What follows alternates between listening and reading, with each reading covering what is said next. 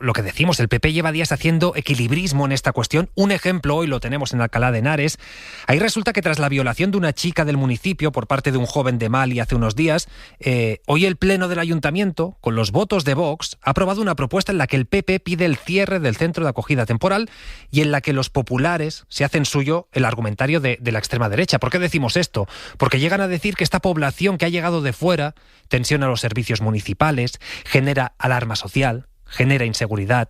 Radio Madrid, Javier Carrera, buenas noches. ¿Qué tal, Pablo? Buenas noches. Lo que ha hecho hoy el Ayuntamiento de Alcalá es básicamente seguir con el giro en temas migratorios del gobierno de Ayuso. Hace unos días la presidenta se refería así a los disturbios en esa localidad. Así que responsabilizamos al gobierno y especialmente al presidente por esos problemas que se están provocando en toda España de convivencia. No sé si es que buscan el estallido social. Así que dicho y hecho, este martes el Ayuntamiento de Alcalá del PP aprobaba con el apoyo de Vox una moción reclamando al gobierno el cierre del centro que hay en su localidad ante una supuesta alarma social y acusando a los migrantes de tensionar los servicios públicos, todo a raíz de una agresión sexual que provocó concentraciones de grupos ultras, y eso puede repetirse durante el fin de semana porque hay convocada otra concentración, pero en el PP parecen lejos de censurarlo. Lo que están haciendo los vecinos de Alcalá de Henares es representar o afirmar lo que es el sentir mayoritario de Alcalá de Henares. Lo que yo pido desde aquí es que esas manifestaciones se discurran por cauces pacíficos. Es el número 2 de Ayuso, Alfonso Serrano, en el PSOE de Madrid. Esto les recuerda cada vez más a Torre Pacheco, lo critica el delegado del gobierno, Fran Martín. Está sucediendo en Murcia en estos momentos en el que hay un presidente del Partido Popular también que está pidiendo calma. Y aquí, en Madrid, lo que estamos viviendo es el alentamiento de las manifestaciones. Se da la circunstancia, Pablo, de que la alcaldesa de Alcalá está además imputada por filtrar un documento policial para justificar hace un año unas palabras de Ayuso vinculando a los migrantes con otra violación. Gracias, Javi. Ahora vamos con Vox, pero Fernando, ¿el Partido Popular se equivoca? ¿Le falta contundencia?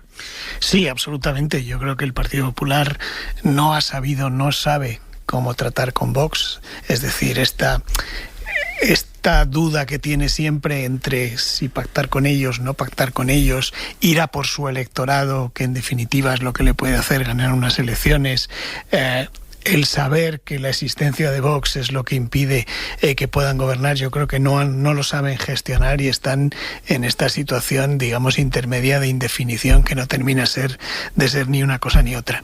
Yo creo que además, por los testimonios y la crónica que acabamos de escuchar, me duele decir esto, pero creo que Vox va ganando porque ha conseguido que la agenda política esté justamente en este tema, que la disputa entre PP y Vox, que yo creo que tienen muchas diferencias, pues desde el europeísmo, por ejemplo, o las instituciones, sin embargo, esté centrada esa disputa de PP y Vox precisamente en el tema de la inmigración.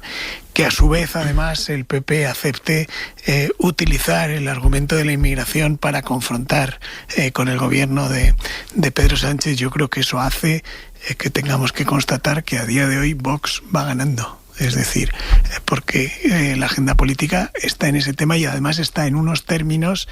Hoy, por ejemplo, el gobierno, y no le critico al gobierno, creo que ha hecho bien en hacerlo, pero constato que eso demuestra la situación en la que estamos. En la mesa del Consejo de Ministros, la ministra portavoz dando datos para demostrar cómo no es verdad eso que detrás de los delitos haya personas emigrantes.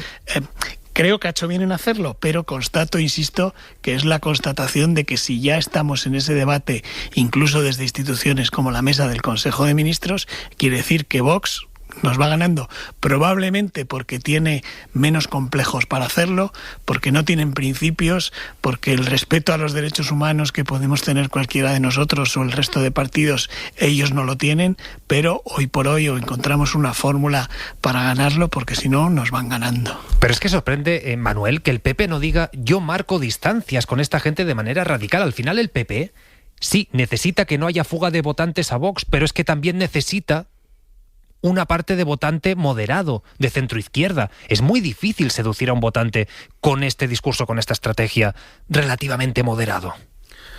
Bueno, tú dices que sorprende que no marque distancias. Bueno, no es que no marque distancias, es que hay más de un centenar de municipios donde gobiernan o hubo pactos con Vox. Hace 2 semanas ni siquiera ha habido un congreso donde claramente el PP dijo que no se iba a aplicar un cordón sanitario, que están dispuestos a pactar. Luego hicieron ahí una explicación bastante liosa sobre si iban a permitir que entrasen en el gobierno o no, pero vamos a quedarnos con la última versión, que es que no los querían en el gobierno, pero sí pactar con ellos. Entonces, no es que no marquen distancias, es que la semana pasada también en Murcia, precisamente, Vox puso una exigencia sobre un centro para menores y en horas el PP lo aceptó. O sea que, efectivamente, como comenta Fernando, van ganando en varios sentidos. Uno es que, lógicamente, quien establece el marco de debate, pues, para empezar, tiene una ventaja inicial, que es que tú, efectivamente, digamos que los demás, los que tengan buenas intenciones, están a la defensiva intentando explicar la verdad. Y los que no, tú has establecido el marco de debate. Mientras se habla de este tema, no se habla de otros. Pero es que además las encuestas demuestran que el gran beneficiado es Vox, la que dio la serie El País hace 2 semanas, 2-3 semanas. El PSOE, después del caso Cerdán, perdía 2,7 puntos y de ellos 1,3 iba Vox y 0,8 se acabó la fiesta. En la encuesta del CIS, con todas las salvedades que hacemos siempre a las encuestas del CIS y al hecho de que el trabajo de campo fuese justo cuando Cerdán entró en prisión, y por lo tanto un impacto mucho mayor entre el electorado socialista, pero el gran beneficiado absolutamente era Vox, ¿no? Que tiene lógica. Entonces, bueno, yo creo que eso es evidente. ¿Qué reflexión hacen en el PP? Bueno, yo es que creo que llevan años en el que pues los días pares lanzan un discurso de aparente distanciamiento, pero los pares se abrazan a ellos en algún ayuntamiento aceptando cualquier condición, con lo cual, bueno, pues es un discurso en el que pues su propio electorado estará despistado, con un elemento añadido, que además habéis puesto un vídeo, un corte sobre Madrid, que es que parte del PP, desde luego el PP de Ayuso, tiene el mismo discurso que el de Vox en muchísimos temas, y en este sin ninguna duda. Con lo cual encima tú tienes una especie de caballo de Troya dentro que está permanentemente haciendo el mismo discurso que Vox, por su obsesión en enfrentarse a Pedro Sánchez, le digo obsesión de la señora Ayuso, y por su obsesión de tapar al presunto defraudador fiscal que tiene en casa y la no explicación de qué ocurrió con miles de residentes durante la pandemia, ¿no? Pero el caso es que tienes a una de las dirigentes más significativas del PP con el mismo discurso que Vox en temas como este, ¿no? Entonces, claro, yo entiendo que es difícil de gestionar, pero desde luego, tal y como lo están haciendo, yo creo que debería el PP ser el primero en darse cuenta, ¿no? Y luego, una anécdota en esa... O sea, una anécdota, es que causa, no sé si ternura o perplejidad, escuchar a Esther Muñoz, la portavoz del PP, sí, en el corte que habéis metido, quejándose de que Vox les acusa de cosas que no son ciertas, ¿no? Yo creo que deberían repasar las intervenciones de la propia Esther Muñoz o del ahora secretario general del PP, las barbaridades que dice sin ningún tipo de pruebas sobre el gobierno socialista.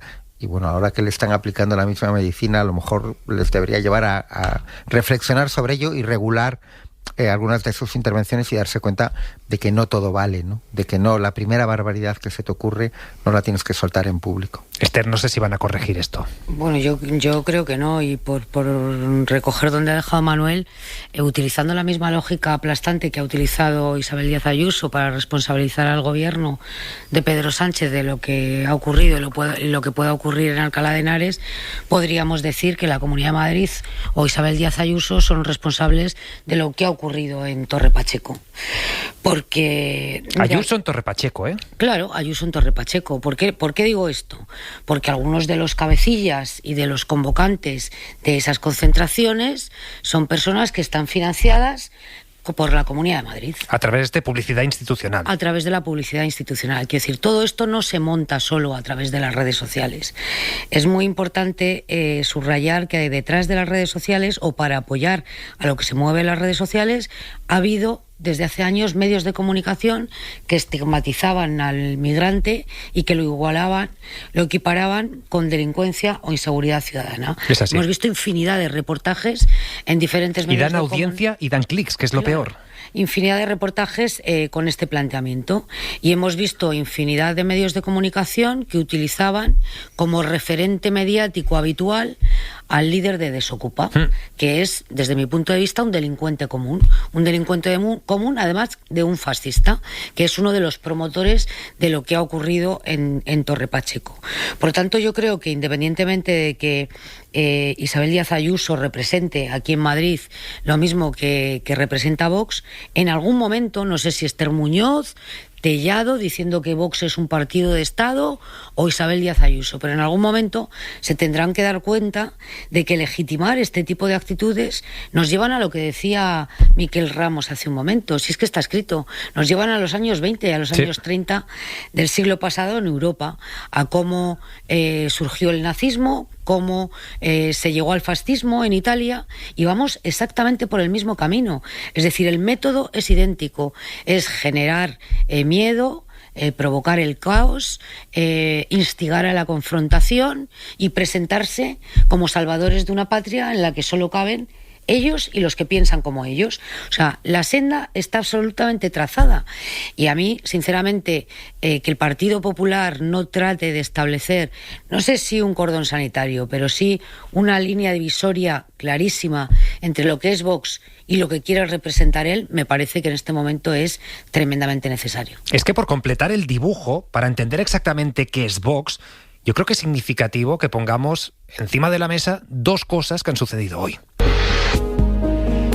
Por un lado, en Baleares, la extrema derecha ha ascendido al presidente del Parlamento, a Gabriel Lesén, que está procesado por romper durante el pleno la fotografía de 3 víctimas del franquismo. Pero es que en Bruselas, en el Parlamento Europeo, la extrema derecha ha inaugurado una exposición sobre el Valle de los Caídos. Una exposición, insisto, sobre el Valle de los Caídos, con el título La cruz como símbolo de las raíces cristianas. Claro, todos los grupos españoles, y volvemos otra vez al PP, porque aquí hay que decir, con la excepción del PP y de Se acabó la fiesta, del Ultra al Vise, todos los grupos han pedido por carta a la presidenta de la Cámara pues que impida este blanqueamiento del fascismo. Vamos hasta allá, hasta Bruselas. Enrique García Pozo, buenas noches. Buenas noches. En la muestra se exhiben imágenes de cuelgamuros, de los tapices de la basílica, del interior del templo, de la fachada y paneles informativos relativos a la construcción, donde leemos, por ejemplo, se calcula que fueron un total de 2.000 los presos que trabajaron de forma voluntaria acogiéndose a un ventajoso sistema de redención de penas, y añaden, en contra de lo que se ha dado como válido, no eran presos políticos, sino presos procedentes de la guerra civil, condenados por delitos extremadamente graves, abundando los de asesinato. Una decena de eurodiputados enviaron ayer una carta a la presidenta Roberta Metsola para que desautorizara la exposición. La carta la firman diputados de todos los grupos políticos que forman el Grupo de Memoria de la Eurocámara, al que no pertenece el Partido Popular. Coinciden en que la exposición es un acto de glorificación del pasado franquista y una provocación, coincidiendo con la semana del 18 de julio. Desde el órgano que dio autorización, que está compuesto por diputados, responden que no es función de la Eurocámara evaluar las intenciones, las opiniones o las afiliaciones políticas de los diputados que organizan exposiciones, sino evaluar si el contenido presentado cumple los criterios establecidos en la normativa interna del Parlamento. Y a partir de aquí la pregunta que hacíamos antes, claro, es que ya Vox no se esconde lo más mínimo, una exposición sobre el Valle de los Caídos. Manuel, hay grupos que empiezan a plantearlo. ¿Hay que estudiar una ilegalización de Vox por amparar este tipo de conductas, estas ideologías? Bueno, a ver, hay una ley de partidos muy clara donde se establecen los criterios de ilegalización, y yo creo que, por ejemplo, amparar el terrorismo o fomentarlo o no condenarlo. Entonces, yo creo que obviamente no por una exposición, por ejemplo, no por determinados discursos, pero yo no veo ninguna razón para lo que son actos de terror tratarlos de forma diferente dependiendo de la ideología de los autores, ¿no?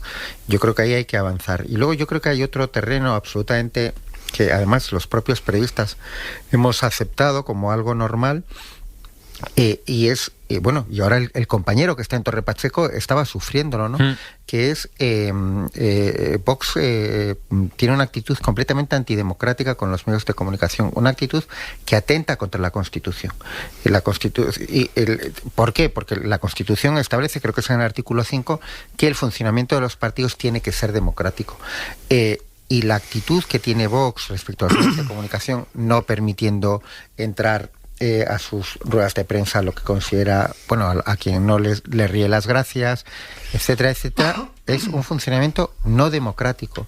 Y por lo tanto yo sí que creo que desde el ámbito fiscal y desde el ámbito judicial se debería plantear una reflexión seria y reaccionar a este tipo de cuestiones. Pero para mí no es tanto la exposición, que obviamente me parece vomitivo. Me gustaría saber qué opinaría Metsola si hacen lo mismo respecto a lo que ocurrió en la Alemania nazi. Yo creo que no a lo mejor había menos comprensión por parte de algunas autoridades europeas. Desde luego, de nuevo, la actitud del PP, pues en línea con ese ir abrazados de Vox y no tener la valentía de separarse, pero sí que creo que hay una serie de elementos donde Vox, los dirigentes de Vox, están muy claramente incumpliendo la Constitución. Entonces, a lo mejor también hay pasos intermedios antes de la ilegalización y que habría que reflexionar sobre su introducción. Por ejemplo, si un partido no se comporta de forma democrática en el tema de los medios de comunicación, pues a lo mejor habría que introducir una sanción que es que no puede recibir subvenciones públicas o sea, yo creo que hay que el Estado tiene derecho, la democracia tiene derecho a defenderse contra quien quiere terminar con ella, pero que eso requiere pues muchas veces no ser imaginativo, porque yo creo que no es el término, sino plantear todas las armas que hay para defender la democracia y todas las que puede haber ante unos ataques y el uso de unas herramientas a las que no estábamos acostumbrados, ¿no?